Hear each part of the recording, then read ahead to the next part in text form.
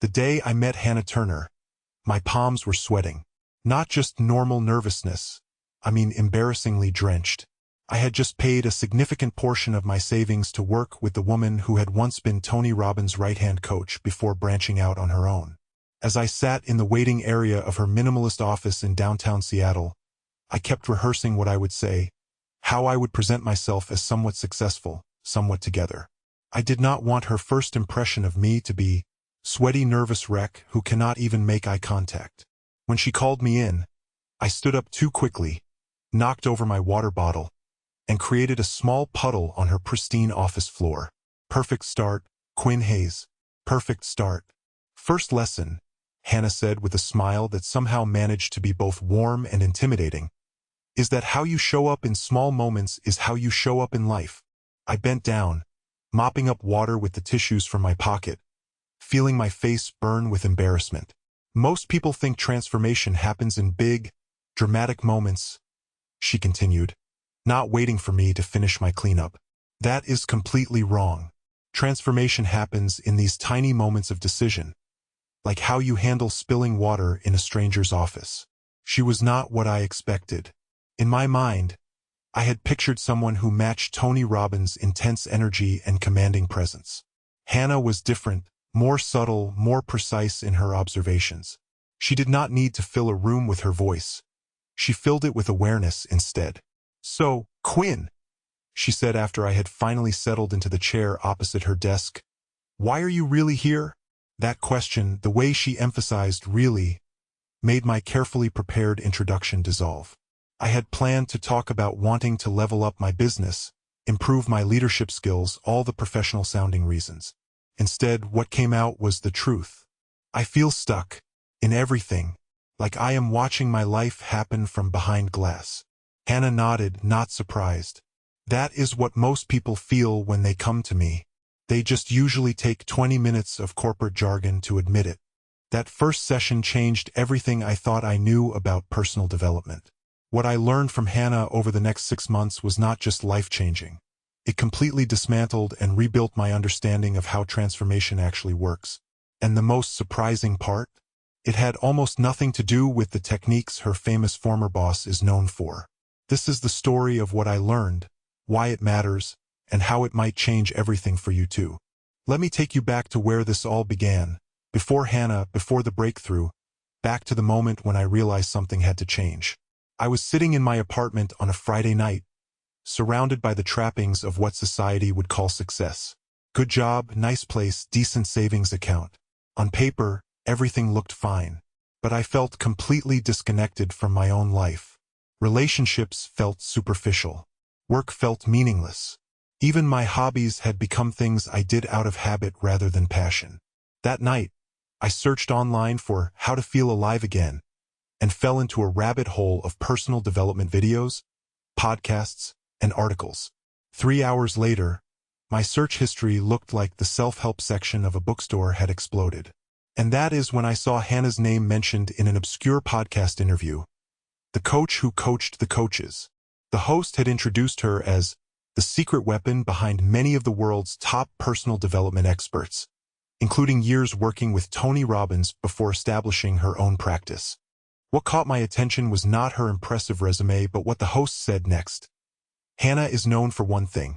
She does not teach inspiration. She teaches transformation. And there is a world of difference between the two. Something about that distinction pierced through all the motivational fluff I had been consuming. I wanted transformation, not just another inspirational high that would fade by Monday morning. Getting an appointment with Hannah was not easy. Her waiting list was months long, and her fees made my stomach clench. But something told me this was important, perhaps the most important investment I would ever make in myself. I emptied most of my someday savings account and committed, which brings us back to that first meeting, the spilled water, and the question that would begin 6 months of the most intensive personal work I have ever done. Why are you really here? What Hannah explained in that first session was that most personal development fails for a very specific reason. It focuses on the wrong target. Most people, she said, leaning forward with intensity, think transformation is about adding new behaviors or habits. They try to pile new actions on top of an unchanged foundation.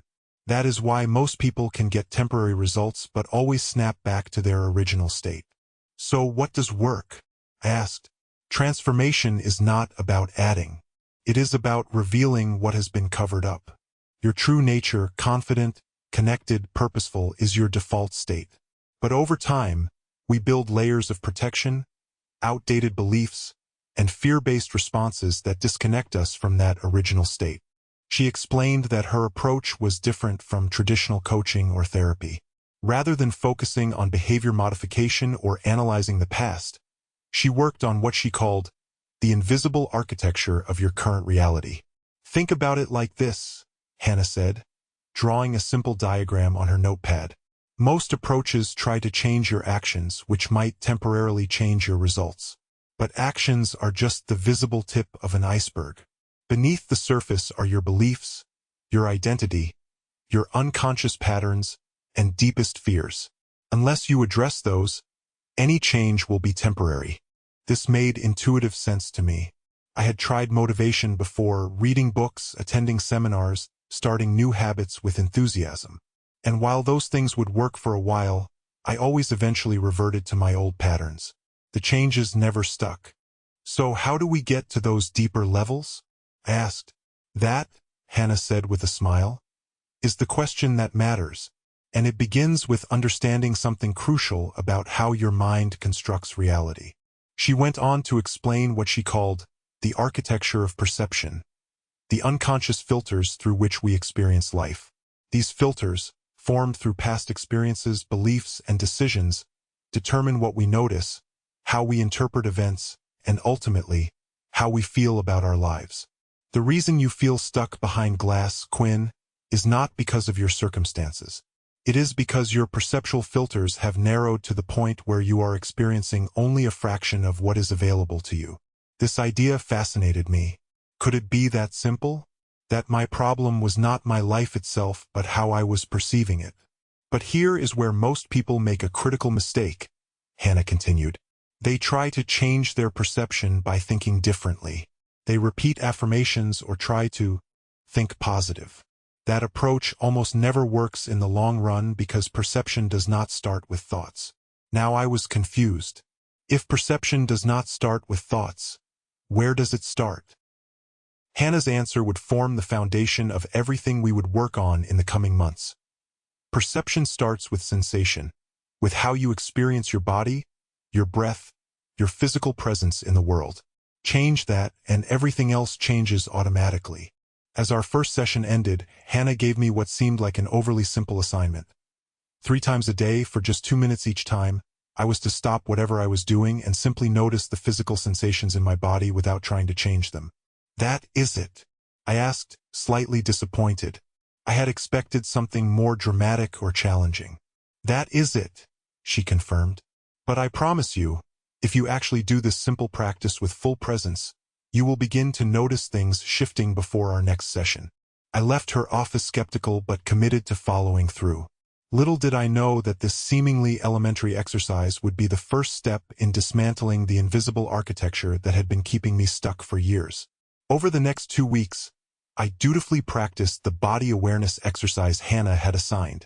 At first, it felt pointless, just sitting and noticing sensations in my body. Tightness in my shoulders, shallow breathing, a persistent knot in my stomach. But by the 5th day, something unexpected happened. During one of my practice sessions, as I simply observed the tension in my chest, it suddenly released on its own. I had not tried to relax. I had just noticed the tension with curiosity, and my body naturally responded. When I returned for my second session with Hannah, I described this experience. Perfect, she said, nodding with approval. You have just discovered something that most people never realize. The body will reorganize itself toward health when given awareness without agenda. She explained that most of our emotional and psychological distress is maintained by how we resist or try to control our natural responses. This resistance creates a feedback loop that keeps us stuck. Think about anxiety, Hannah said. What makes anxiety unbearable is not the sensation itself, but the resistance to the sensation. The fear of the fear. When you simply allow anxiety to be present and observe it with curiosity rather than resistance, it transforms on its own. This idea challenged everything I thought I knew about personal growth. I had always believed change required force, discipline, and control. The notion that transformation could happen through awareness alone seemed too simple. "I understand your skepticism," Hannah said, reading my expression. "We have been conditioned to believe that growth must be difficult and require constant effort. But consider this: a plant does not strain to grow toward the light. It simply follows its nature when conditions permit. Humans are no different." During that second session, Hannah introduced a concept she called the gap, the space between stimulus and response that most people never notice. Every reaction you have to any situation has a moment, however brief, where you could choose differently. But most people have never trained their awareness to detect that gap. They operate on autopilot, reacting the same way they always have. She drew another diagram, a timeline showing an event, then a tiny space, then a reaction. Most personal development focuses on trying to force a different reaction after you have already reacted. That is exhausting and ineffective. What if instead, you expanded your awareness of this gap, giving yourself actual choice in the moment? The implications of this were enormous. If Hannah was right, it meant freedom was not about controlling my responses but about becoming aware of the moment before response, a moment I had never noticed before. "How do we expand this gap?" I asked. "The body awareness practice you have been doing is the foundation. Now we are going to take it deeper with what I call trigger tracking." Hannah explained that for the next 2 weeks, I needed to identify 3 common situations that triggered automatic negative responses in me. Perhaps criticism at work, conflict with a specific person, or a recurring frustration. Once identified, my job was not to change my response but to slow down my awareness during these triggers and observe my physical sensations in the moment before I reacted. "You will likely fail at this many times," she warned. "You will get triggered and only realize it after you have already reacted. That is normal. Just notice it happening without judgment and try again next time. Eventually, you will catch the trigger earlier and earlier until you can observe it as it begins." This assignment felt more challenging than the first, but I was intrigued. The idea that freedom might come not from controlling my reactions but from expanding my awareness of the space before reaction was revolutionary to me. As I left her office, Hannah added one more piece of guidance that would prove crucial. "Remember, Quinn, this work is not about becoming a different person. It is about becoming more fully yourself. The you that exists beneath all the adaptive strategies and protections you have built up over the years." The next 2 weeks were eye-opening. I began tracking my triggers as instructed, and what I discovered shocked me. First, I realized how automatic most of my responses were. When my boss made an offhand comment about a project deadline, I would immediately feel defensive and launch into justifications, all without any conscious decision to do so. Second, I noticed that every emotional trigger had a distinct physical signature that preceded the conscious emotion.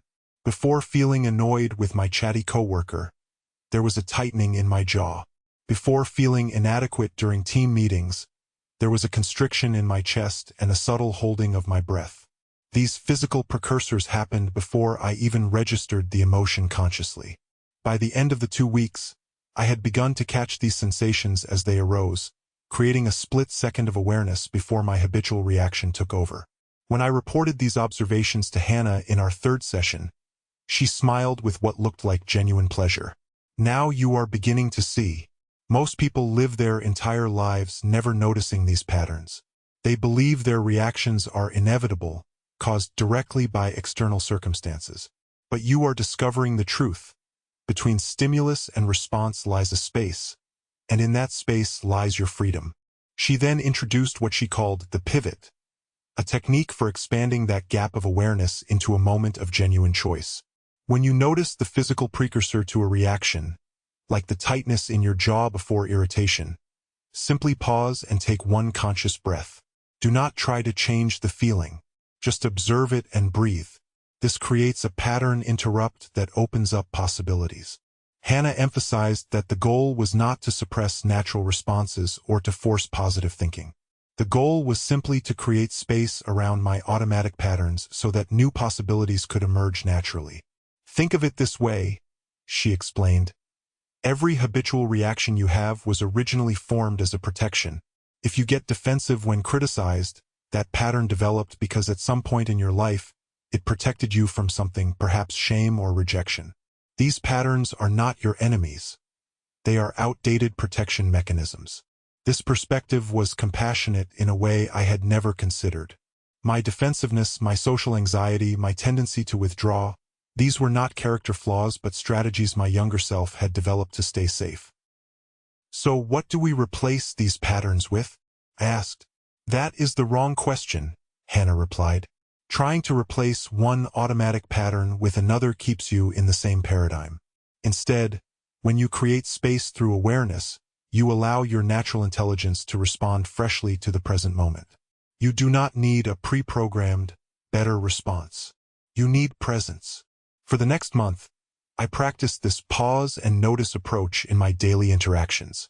The results were subtle at first but increasingly profound. In meetings, rather than immediately jumping to defend my ideas when questioned, I would notice the urge to defend, take a breath, and then respond from a more centered place. Often, this led to more collaborative exchanges rather than debates. With friends, I began noticing how often I would fill silence with nervous chatter or deflect genuine connection with humor. By pausing in those moments, I found myself having more authentic conversations. But the most significant shift happened in my relationship with myself. The constant background hum of self-criticism began to change. Not because I was forcing positive thoughts, but because I was creating space around the habit of self-judgment. In that space, a natural self-compassion began to emerge, not as an effortful practice, but as my default state when not caught in habitual thinking. By our fourth session, Hannah could see the changes in me before I said a word. "You are moving differently," she observed as I took my seat. "More from your center." I nodded, surprised she could see what I had been feeling internally. Things are shifting, but I cannot quite explain how or why. I am doing less, trying less hard, yet somehow getting better results.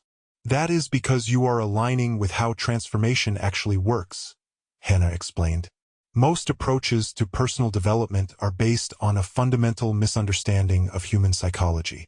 They assume we are our patterns and must force ourselves to adopt new, better patterns through sheer willpower. She paused, making sure I was following. But what you are discovering is that beneath all patterns is a natural intelligence that already knows how to respond appropriately when not blocked by habitual reactions. You are not learning new behaviors. You are unlearning the obstacles to your natural state. This session marked a turning point in our work together. Having established the foundation of embodied awareness and pattern interruption, Hannah now introduced what she called the core question protocol, a method for dismantling the underlying beliefs that maintained my limiting patterns. Every persistent limitation in your life, she explained, is maintained by a core question you are unconsciously asking. These questions shape your perception so fundamentally that you do not even realize they are questions. They feel like reality itself. She gave examples. Someone who struggles with connection might be unconsciously asking, "How do I protect myself from being hurt?" Someone stuck professionally might be asking, "How do I prove I am good enough?" These questions operate as perceptual filters, determining what we notice, what we ignore, and how we interpret our experiences. The problem is not that these are bad questions, Hannah clarified. The problem is that they are invisible, automatic, and outdated. They were formed in response to past experiences, but continue to shape your present reality long after they have served their purpose. This resonated deeply with me. I could sense that despite all my conscious desires for connection and meaning, something within me was oriented around very different priorities: safety, control, validation. So how do we identify these core questions? I asked. We work backwards, Hannah replied. We start with where you feel stuck and trace it to the underlying perception that maintains that stuckness. She then led me through a process she called layered inquiry, a series of questions designed to move from surface complaints to core orientations. Starting with my feeling of being behind glass, disconnected from my own life, She helped me trace this experience to its roots. Through this process, I discovered that much of my life was organized around an unconscious question I had been asking since childhood. How do I make sure I am doing life correctly? This question, formed during an upbringing with high expectations and little room for error, had me constantly scanning for potential mistakes, calibrating my actions against imagined standards, and disconnecting from my own internal sense of direction. "No wonder you feel behind glass," Hannah said when we identified this core question. "You are watching your life rather than living it, always checking to make sure you are doing it right." The identification of this core question was like finding the master key to a house with many locked rooms. Suddenly, so many patterns made sense. My hesitation to take risks, my discomfort with uncertainty, my tendency to look for external validation rather than trusting my own judgment. "Now comes the transformation," Hannah said. "We do not try to force a new question or answer the old one better. Instead, we create an entirely new orientation." She explained that each limiting core question could be replaced with what she called a generative question, an open-ended inquiry that reoriented perception without prescribing specific answers. For me, the generative question became, what would it look like to trust my own experience right now? This question, when consciously brought to mind throughout the day, created an entirely different perceptual field. Rather than scanning for mistakes or seeking external validation, it turned my attention inward to my own direct experience and wisdom. The beauty of a generative question, Hannah explained, is that you do not need to answer it consciously. Simply holding the question redirects your attention and allows new perceptions and possibilities to emerge naturally.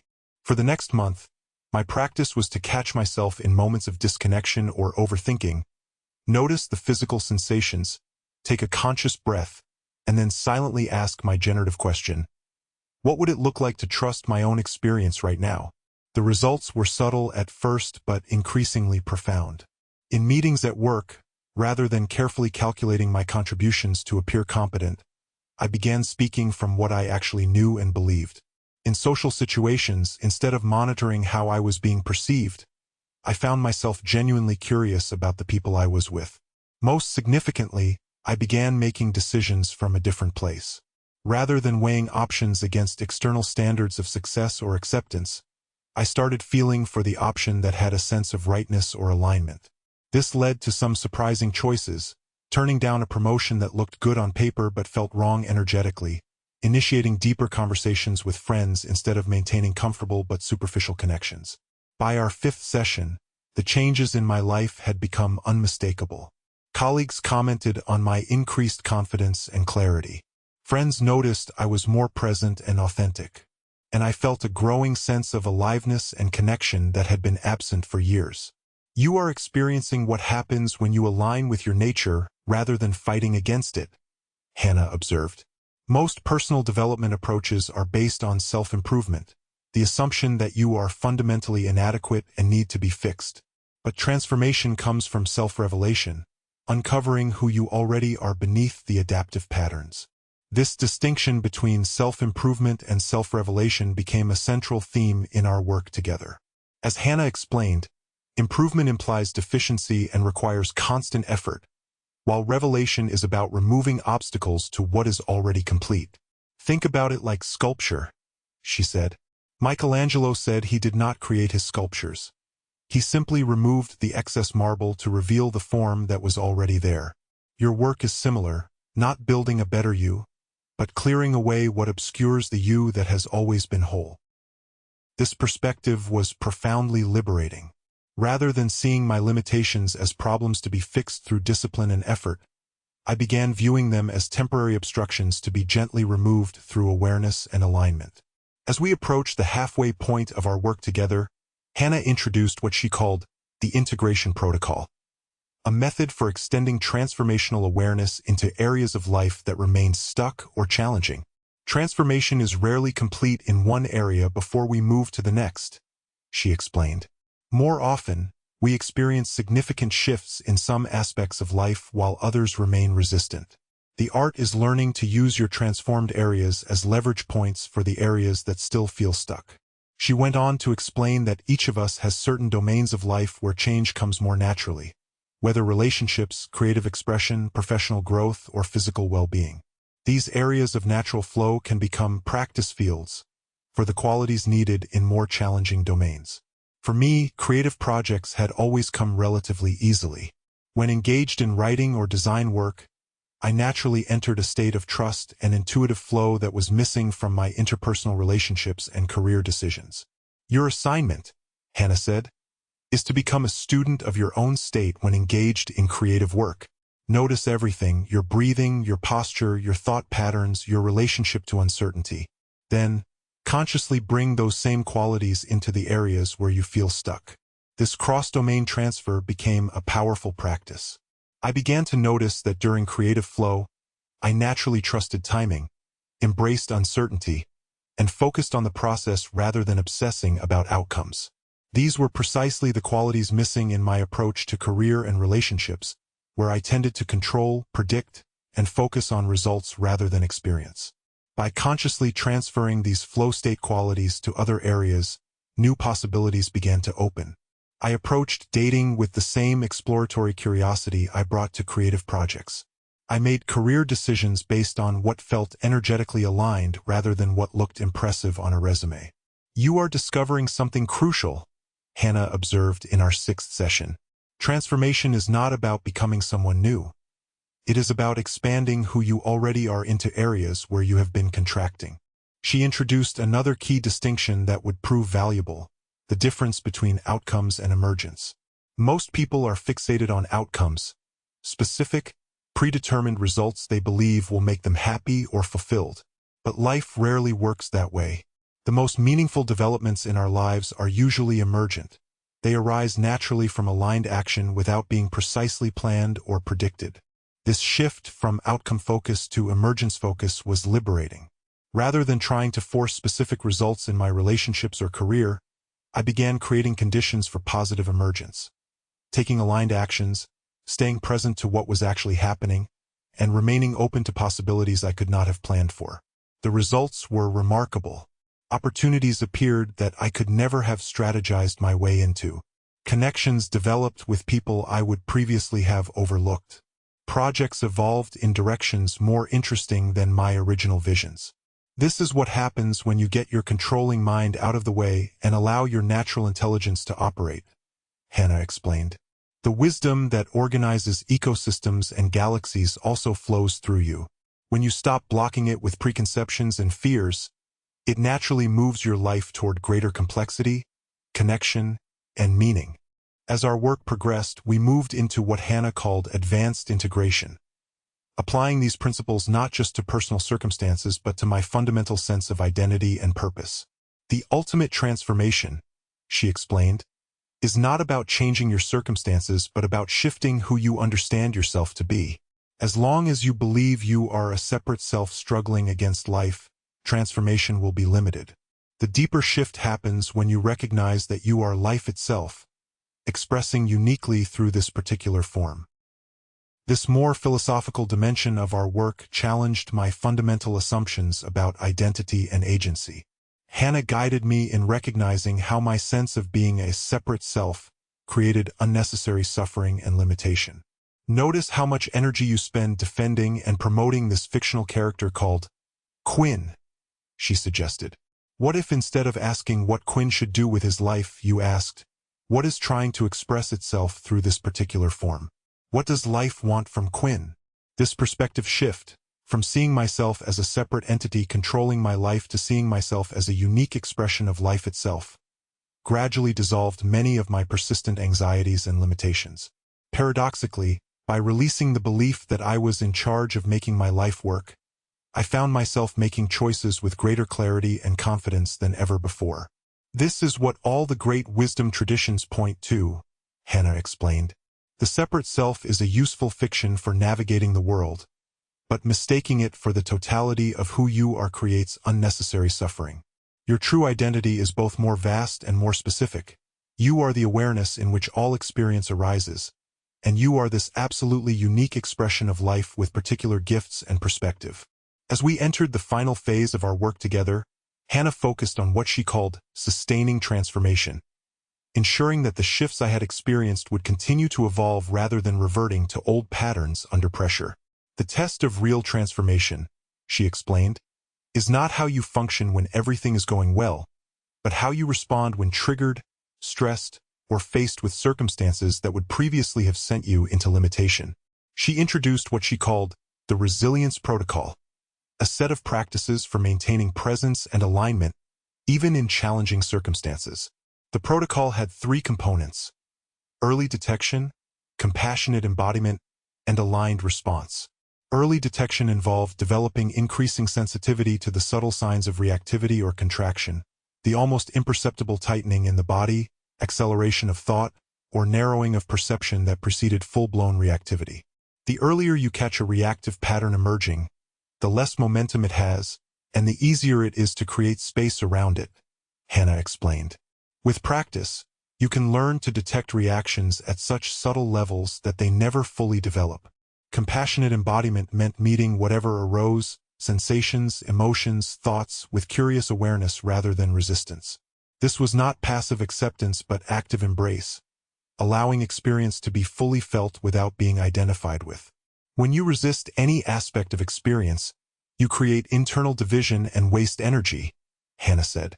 When you fully allow what is already happening, that energy becomes available for clear response rather than internal struggle.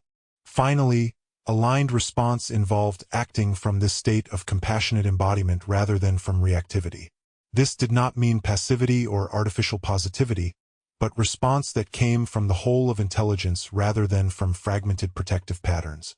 Sometimes an aligned response looks fierce or boundaried, Hannah clarified.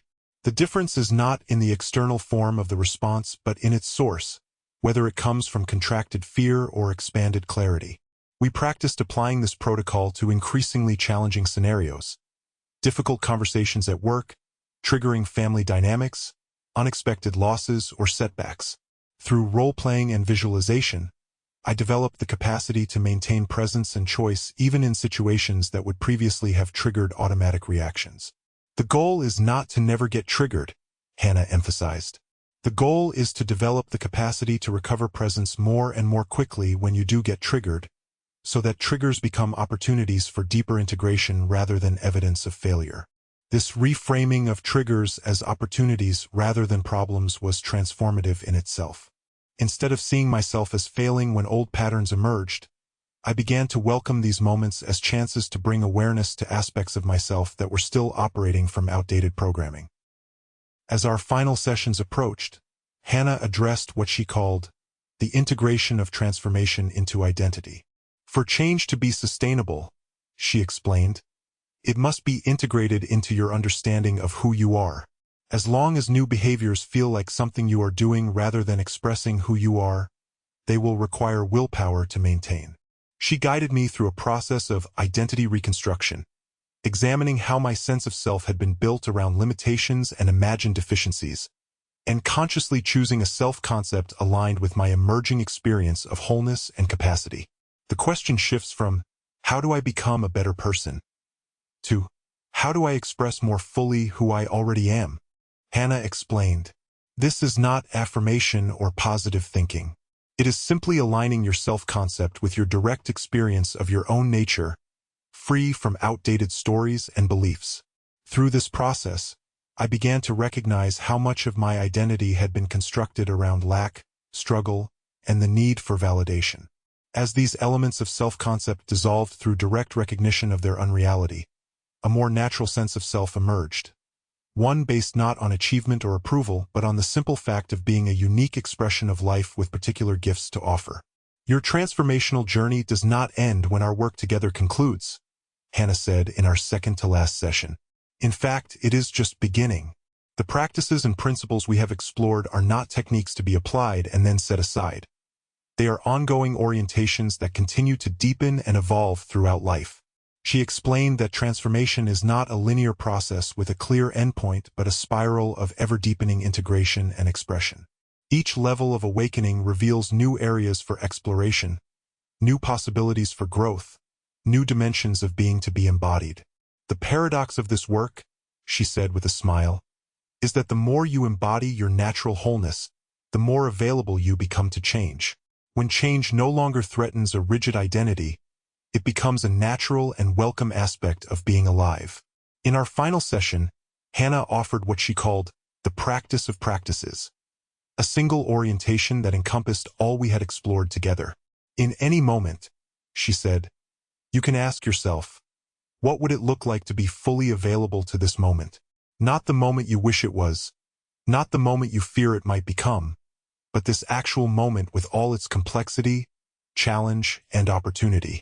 This practice of radical availability, she explained, was not a technique to perfect but an ongoing inquiry that opened new dimensions of experience and possibility. It required nothing but the willingness to be present to what is actually happening rather than resisting it or substituting conceptual understanding for direct experience. This availability, she continued, is your birthright. It is not something to achieve but something to remember and return to, again and again, as you move through the joys and challenges of being human. As I reflect on my 6 months of work with Hannah Turner, I am struck by how different her approach was from what I had expected. I had come seeking techniques, strategies, and action plans for personal improvement. What I received instead was a fundamental shift in how I understood transformation itself. The differences between Hannah's approach and conventional personal development were profound. Where most approaches focus on adding new behaviors or mindsets, Hannah focused on removing obstacles to natural functioning. Where conventional wisdom emphasizes willpower and discipline, Hannah emphasized awareness and alignment. Where standard practice prescribes specific outcomes, Hannah created conditions for natural emergence. The results speak for themselves. In the year since completing our work together, my life has changed in ways I could not have predicted or planned. I changed careers, following a path that had always called to me but that I had dismissed as impractical. My relationships have deepened from polite superficiality to genuine connection. Most importantly, the persistent sense of disconnection, of living behind glass, has been replaced by a feeling of being fully engaged with my life, even in its challenging moments.